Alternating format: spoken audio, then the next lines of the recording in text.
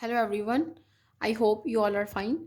As you know, we have been discussing the topic about indefinite integration, and now I will discuss one more example that how we can find the integration of this function, means secant x plus tan x square times dx. How we can find the integration of this particular function.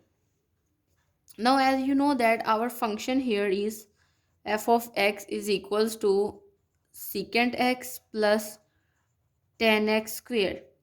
As we know that there is no particular formula for solving this function's integration, so we have to do some simplification and use the trigonometric identity to reach at a particular conclusion where we can find its integration.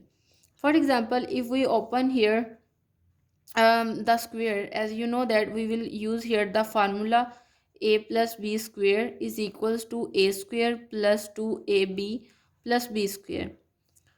So here we will get secant square x plus 2 times secant x tan x and plus tan square x. You can easily compute its square by comparing it with this formula. Okay. In the next step, as you know, we get here this value. Now we will use the trigonometric identity.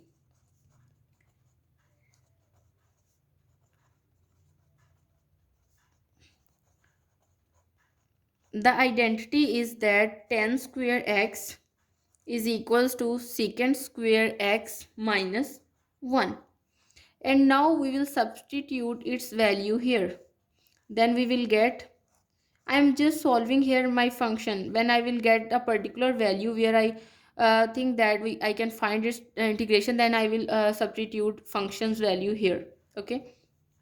So now I will get here secant square x plus 2 secant x tan x, and we will use the value of tan square x here, which is equals to plus secant square x minus 1. As you know that we will now get 2 times secant square x, so we will get 2 secant square x minus 1 and obviously plus 2 secant x and tan x. Now if I say this is equation number 1, now substitute this value it in equation number 1. Now what we will get, you know that the integral sign as it is and the function is this one now, because it is just the simplification of the above function. So I will write here 2 secant square x minus 1 plus 2 secant x tan x times dx. Now as we know from the rule of integration that we can separate the integral on each particular function, means, and also we know that we can plug the constant out of the sign of integration. So I will write here 2 times integral secant square x dx also with it. Now plus integral time minus 1 times dx plus 2 times integral secant x tan x dx. Basically this is one.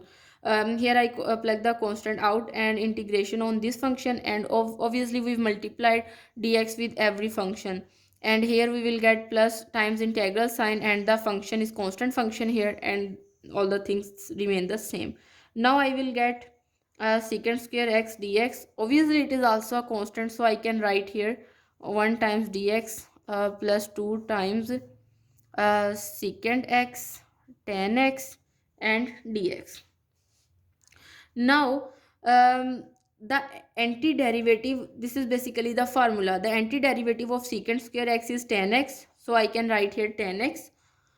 And also the integration of a constant function 1 is basically x, so I will write here minus x plus 2 as it is. And the derivative of secant x is present, which is tan x, so I can write here secant x. Okay, and we add a constant c in it, and this is our required answer. So in this way we can find the integration of this kind of function in which the square is involved, and we can solve the integration by just computing the square and using trigonometric identities, then we will reach at a particular function where we can find the integration. This is all about my today's lecture. Thank you so much.